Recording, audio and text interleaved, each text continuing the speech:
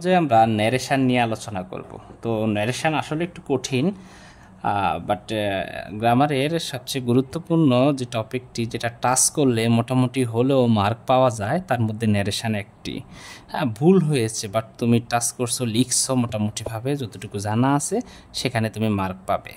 তো আমরা শুরু করি, দেরি করতেছি না। দেখো, গুরুত্বপূর্ণ যেগুলো আমি সেখানে এগুলো তুলে ধরছি। যদি ভাগ্য ভালো হয় আসবে, আর ভাগ্য যদি এলোমেলো হয় আশা করি এগুলোর আলোকে এগুলোর মতো করেই আসবে। ওকে, তো দেখি হোয়াই ডিড একদম হুবহু যে আসবে তাও না, আবার হুবহু আসতেও পারে, এটা ভাগ্যের উপরে নির্ভর করে। Okay, why did you not go to school yesterday. তো আমাদের ন্যারেশনের মধ্যে যেটা দেখতে হবে, কে কার সাথে কথা বলতেছে, এটা যদি আমরা দেখতে পারি বা বুঝতে পারি তাহলে ন্যারেশন সহজ। দেখো কে কার সাথে কথা বলতেছে, দেখো এখানে আমরা যে কথা শুনতেছে তার নাম রিমু, এবং কথা বলতেছে মাদার মানে মা। তো মা বলতেছে রিমুকে যে why did not go to school yesterday, গতকাল কেন তুমি স্কুলে যাও নাই। আচ্ছা, রিমুকে বলতেছে। ওকে, তো মা প্রশ্ন করতেছে কাকে? রিমুকে। তো আমরা লিখেছি দ্য মাদার আস্কড রিমু, মা রিমুকে প্রশ্ন করলো। দেখো, যদি ইনভার্টেড কমার ভিতরে ডাব্লিউএস ওয়ার্ড দিয়ে শুরু হয় তাহলে ডাব্লিউএস ওয়ার্ডই বসবে। যেই ওয়ার্ড, এখানে হাউ থাকলে হাউয়ের হাউ, হোয়াট থাকলে হোয়াটের হোয়াট। ওকে, এরপরে ভার্বের কাজটা পরে করব, আগে সাবজেক্টের কাজ। সাবজেক্ট এখানে কোন পার্সন? Second person. সবসময় মাথায় রাখবা সেকেন্ড পার্সন সবসময় অবজেক্টকে ধরে। ওকে, আর ফার্স্ট পার্সন সবসময় কাকে ধরে? সাবজেক্টকে ধরে। আর থার্ড পার্সন কোনো পরিবর্তন হয় না, নো চেঞ্জ, সেটা যেভাবে আছে ঠিক সেভাবেই থাকবে। ওকে, তো সেকেন্ড পার্সন কাকে ধরবে? আমার এখানে অবজেক্টকে, রিমু। তো সেকেন্ড পার্সন কাকে ধরবে? রিমুকে ধরবে। তো রিমু মানে কি? শি। ওকে, আর এখানে আর দিয়ে আমরা বুঝলাম এটা রিমুই। ওকে, এবার ডিড থাকলে, দেখো ডিড থাকলে আমাদের হ্যাড প্লাস B3 হয়, অর্থাৎ পাস্ট ফর্ম থাকলে, অর্থাৎ ফার্স্ট ফর্মের মধ্যে এখানে দেখো ডিড নট গো, তো এখানে ডিড থাকলে ফার্স্ট থাকলে হয় হ্যাড প্লাস B3। যদি কখনো ফার্স্ট, যেমন এখানে যদি ওয়েন্ট, গোর ফার্স্ট ফর্ম কিন্তু ওয়েন থাকলে হবে হ্যাড প্লাস এটার গন, হ্যাড প্লাস গন, অর্থাৎ B3, এটা 3 নাম্বার ফর্ম হবে। ওকে, ঠিক একই সাথে ডিডের জন্য আমরা নিয়ে নিলাম হ্যাড, নটের নট, পরবর্তী গোয়ে 3 নাম্বার ফর্ম, অর্থাৎ ফার্স্ট পার্টিসিপল ফর্ম গন। ওকে, টু এর টু, স্কুলের স্কুল, ইয়েস্টারডে থাকলে হয় the previous day. Okay, yesterday থাকলে হয় দ্য প্রিভিয়াস ডে। আচ্ছা, এবার রিমু কিন্তু জবাব দিচ্ছে। তার মা তাকে জিজ্ঞেস করলো গতকাল কেন তুমি স্কুলে যাও নাই, বাট রিমু জবাব দিচ্ছে যে আই ওয়াজ ইল মাম, মা আমি অসুস্থ। দেখো তার কথার স্টাইলটা কি, সে তার মাকে বলল মাম আমি অসুস্থ বা মোম আমি অসুস্থ। ওকে, তো তার মাকে সে মোম বলে অ্যাড্রেসিং করতেছে। ওকে, তো এখানে আমরা লিখছি অ্যাড্রেসিং হার মাদার অ্যাজ মোম, সে তার মাকে মোম বলে অভিহিত করলো। কে করলো? কে? আমাদের রিমু। তো বললাম দ্য গার্ল, এই দ্য গার্ল বলতে আসলে আমরা এখানে লিখতে পারি রিমু রিপ্লেড দ্যাট শি, এ আই বলতে কে? আই ওয়াজ ইল, আমি অসুস্থ। আমি বলতে কে? আমি বলতে আসলে শি বলতে কে? রিমু। ওকে, এবার ওয়াজ থাকলে হয় হ্যাড বিন। দেখো ওয়াজ থাকলে কি হয়? Had been. ওয়াজ থাকলে কি হবে বাবা? Had been. তো এখানে কি ওয়াজ পাইছি কি না? হ্যাঁ স্যার পাইছি। এটা থাকলে কি হবে? Had been. ইলের ইল। ওকে, আশা করি এইটুকু পর্যন্ত বুঝছো। পরেরটা দেখো, তার মা তাকে আবার প্রশ্ন করতেছে যে হাউ আর ইউ টুডে, আজকে তুমি কেমন আছো, আজকে তুমি কেমন আছো। তাহলে আমি বলবো দ্য মাদার এগেইন আস্কড, অথবা দ্য মাদার অলসো আস্কড, অথবা দ্য মাদার অ্যাগেইন আস্কড, এটা দিলে হবে, অসুবিধা নেই। The mother again asked. Okay, কী দিয়ে প্রশ্ন করতেছে? ডাব্লিউএস ওয়ার্ড দিয়ে, হাউ থাকলে হাউয়ের হাউ। ঠিক আছে, আবারও ইউ বলতে এখানে কে? দেখো ইউ সেকেন্ড পার্সন সবসময় কাকে ধরবে? অবজেক্টকে ধরবে। তো তার মা প্রশ্ন করতেছে কাকে? রিমুকে। রিমু হচ্ছে এখানের অবজেক্ট, তো রিমু বললে কি? শি। দেখো শি, আর থাকলে শির সাথে মিলে ওয়াজ। ওকে, শি ওয়াজ। এ টুডে থাকলে হবে দ্যাট ডে, টুডে থাকলে হবে দ্যাট ডে। ওকে, এবার সে জবাব দিচ্ছে ওয়েল। আসলে মূলত এখানে পুরো কথাটা বলা নাই, কথাটা হবে আই এম ওয়েল, মানে আমি ভালো আছি। এই কথাটা না বলে বলছে শুধু ওয়েল বলতে আমাদেরকে পুরোটাই চিন্তা করতে হবে যে আই এম ওয়েল। তো আমরা এটা বলবো সে জবাব দিচ্ছে, কিন্তু দ্য গার্ল আনসার্ড, অথবা দ্য গার্ল রিপ্লেড, অথবা দ্য গার্ল সেড দ্যাট। কে দাগাল বলতে কে রিমু। ওকে, আমরা এখানে দাগাল না লিখে রিমু লিখতে পারি, কোনো সমস্যা নেই, অথবা শিও লিখতে পারি।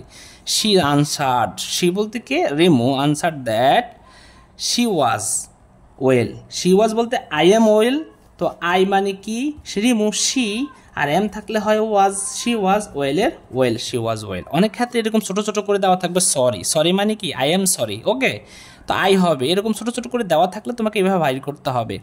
এরপরে দেখো ডোন্ট ওরি ফর মি, আমার জন্য চিন্তা করিও না, এই কথাটা কে বলছে? রিমু বলতেছে তার মাকে। তো রিমু যদি তার মাকে বলে যে মা, মাগো আপনি আমার জন্য চিন্তা করিয়েন না মা, তো তার মাকে কিন্তু সে কি করতেছে? বলতেছে যে মা আপনি আমার জন্য চিন্তা করিয়েন না। তাহলে আমরা লিখছি শি বলতে Rimu, she also told her mother, সে তার মাকে বলল ডোন্ট থাকলে, তোমরা জানো ন্যারেশনে ডোন্ট থাকলে হয় নট টু, কি হয়? Not to. ওকে, তো ডোন্ট আছে এটার জন্য কি লিখলাম? নট টু ওয়ারি ফরের ফর। এই মিকে, মি বলতে আসলে কে? মি বলতে আমাদের রিমু, তো রিমু বলতে আসলে রিমুর অবজেক্টটা হবে হার। ঠিক আছে, আশা করি এইটুকু পর্যন্ত বুঝছো। পরেরটা আরও গুরুত্বপূর্ণ, শিক্ষার্থীরা একটু দেখো। গুড মর্নিং স্টুডেন্ট, ছাত্রছাত্রীরা তোমরা কেমন আছো? ওকে, সেড দ্য টিচার, টিচারে বললো how are you, how are you তোমরা কেমন, সরি গুড মর্নিং মানে সুপ্রভাত স্টুডেন্ট, সুপ্রভাত বা শুভ সকাল student. Shed the teacher, teacher বললো হাউ আর ইউ তোমরা সবাই কেমন আছো? উই আর ফাইন, আমরা ভালো আছি স্যার।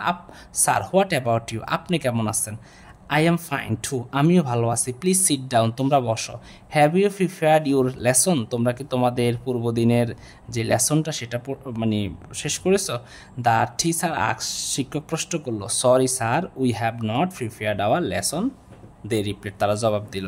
তো এটা একটু মনোযোগ দাও, খেয়াল করলে দেখতে পাবা। প্রথমে দ্য টিচার কিন্তু তাদেরকে সুপ্রভাত জানাচ্ছে, উইস্ট করতেছে। তাহলে আমরা বলবো the teacher wished, the teacher wish the student, কী বলে? গুড মর্নিং বলে, গুড মর্নিংয়ের গুড মর্নিং। ওকে, এরপরে সে আর প্রশ্ন করছে যে তোমরা কেমন আছো? তাহলে হি আস্কড দ্যাম, অথবা হি আস্কড দ্য স্টুডেন্টস, কোনো অসুবিধা নেই। হি আস্কড দ্য স্টুডেন্টস অথবা হি আস্কড দ্যাম, কোনো সমস্যা নাই। হ্যাঁ, হাউ অর্থাৎ ডাব্লিউএস ওয়ার্ড দিয়ে শুরু হলে ডাব্লিউএস ওয়ার্ড, তারপরে কিন্তু ভার্বের কাজ না, তারপরে হচ্ছে আমাদের সাবজেক্টের কাজ। মাথায় রাখতে হবে ডাব্লিউএস ওয়ার্ডের পরে সরাসরি অক্সিলারি ভার্বের জায়গা চলে আসে, কিন্তু অক্সিলারি ভার্ব বসবে পরে, তার আগে আমাদের সাবজেক্টের কাজ করতে হবে। তো সাবজেক্ট কি রয়েছে বাবা এখানে? দে। সাবজেক্ট কি রয়েছে? সাবজেক্ট রয়েছে ইউ। ইউ বলতে আসলে কারা? দে স্টুডেন্ট, অনেকজন স্টুডেন্ট, এই জন্য এখানে দে হয়েছে। আর দের সাথে আর থাকলে হয় ওয়ার। ওকে, আশা করি এটুকু পর্যন্ত বুঝছো। উই আর ফাইন স্যার, আমরা ভালো আছি। তো স্টুডেন্ট জবাব দিচ্ছে কিন্তু, তাহলে তারা জবাব দিচ্ছে কি বলে? স্যার বলে, যে স্যার আমরা ভালো আছি। তো স্যার থাকলে রেসপেক্টফুলি বা ফলাইটলি, হ্যাঁ এটা সাবজেক্টের পরে হয়। তাহলে দে রেসপেক্টফুলি অথবা দে ফলাইটলি রিফ্লেক্ট দ্যাট, তারা জবাব দিল যে রিফ্লেক্ট দ্যাট, যে উই আর ফাইন, আমরা ভালো আছি। আমরা মানে কারা? তারা, দে। আর থাকলে কি হয়? ওয়ার হয়, ফাইনের fine. Okay, what about you, আপনি কেমন আছেন বা আপনার কি অবস্থা? তাহলে দে আস্কড হিম, তারা তাকে প্রশ্ন করছে যে হাউ হি ওয়াজ, আপনি কেমন আছেন। হোয়াট অ্যাবাউট ইউ মানে হাউ আর ইউ, মানে আপনি কেমন আছেন আর কি। তাহলে হাউ আর ইউ বলতে কি শিক্ষক, আর থাকলে ওয়াজ হয়। আসলে হাউ অ্যাবাউট ইউ মানে হচ্ছে how are you, how are you. Okay, how are you, তো এখানে এই জন্য তো হাউটা আসছে। ওকে, হোয়াট অ্যাবাউট ইউ মানে হচ্ছে how are you. How are you বলতে টিচার, হি, আর থাকলে হবে was. Okay, I am fine too, আমি ভালো আছি। তাহলে হি রিফ্লেক্ট দ্যাট, হি মানে কি? টিচার। রিফ্লেক্ট দ্যাট, সে জবাব দিল যে আই বলতে আসলে শিক্ষক নিজে, হি, আর এম থাকলে হয় ওয়াজ, হি ওয়াজ ফাইন টু। এবার শিক্ষক বলল প্লিজ সিট ডাউন, তো তার শিক্ষক কিন্তু তাদেরকে রিকোয়েস্ট করতেছে, মানে প্লিজ বসো। প্লিজ কথাটা আসা মানেই আসলে রিকোয়েস্ট করা। ওকে, তো দেখলাম দ্য টিচার রিকোয়েস্টেড দ্যাম, শিক্ষক তাদেরকে রিকোয়েস্ট করলো কি, যখন দেখবা এখানের মধ্যে এই জায়গাটার মধ্যে প্লিজ দিয়ে কথাটা যুক্ত থাকে তাহলে মাথায় রাখবা সেখানে টু বসে। ওকে, তো then the teacher request them to, আর এই প্লিজের জন্য কিন্তু রিকোয়েস্ট চলে গেছে, তাহলে প্লিজ আর বসবে না, সিট ডাউনের সিট ডাউন। ওকে, এরপরে বলছে have you prepared your lesson, the teacher again asked, অথবা দ্য টিচার ফাইনালি আস্কড, বলছে যে তোমরা কি তোমাদের পড়াশোনা করছো কিনা, পড়ছো কিনা। এখন সেটার ক্ষেত্রে কি হবে যে হি অলসো মানে the teacher also asked them, শিক্ষক তাদেরকে প্রশ্ন করলো ইফ কেন হলো। দেখো এখানে অক্সিলারি ভার্ব দিয়ে বাক্য শুরু হয়েছে এবং শেষে প্রশ্নবোধক চিহ্ন আছে। অক্সিলারি ভার্ব দিয়ে যদি সেন্টেন্সটা শুরু হয় এবং তখন ইনভার্টেড কমা উঠে ইফ বসে, ওকে ইফ বসে আমাদের ভার্বের কাজটা পরে হবে, আগে অবজেক্টের কাজটা। এই ইউ বলতে কারা, তোমরা কি তোমাদের মানে প্রস্তুতি নিয়েছো? তো এই ইউ বলতে কারা, স্টুডেন্ট, তাহলে দে, ওকে হ্যাভ থাকলে হ্যাড, প্রিফেয়ার্ডের প্রিফেয়ার্ড, ইউর বলতে কাদের, স্টুডেন্টের, তার মানে দে আর, ওকে লেসন। এরপরে দেখো সরি স্যার, তারা কিন্তু সরি বলতেছে। তো সরি বলা মানে কি, এই রেসপেক্টফুলি ভাবে তারা সরি বলতেছে, তাহলে they respectfully replied that they are sorry, অর্থাৎ উই আর সরি মানে কি, শুধু সরি থাকলে আসলে আমি যদি বলি সরি তার মানে আই এম সরি, আর তারা সরি বলতেছে দে আর সরি, ওকে। তো এই জন্য দে আর থাকলে হয় অয় are sorry, they are sorry, okay. We have not prepared our lesson, আমরা আমাদের পাঠ পড়ি নাই। তাহলে দে অ্যাডেড দ্যাট, তারা বলল দে যে, এখানে উই মানে কি দে তাহারা, হ্যাভ থাকলে হ্যাড, নটের নট, প্রিপেয়ার্ডের প্রিপেয়ার্ড, এখানে আওয়ার বলতে কাদের, দেয়ার তাদের, লেসনের লেসন। আশা করি শিক্ষার্থীরা এইটুকু পর্যন্ত বুঝতে পারছো। ধন্যবাদ।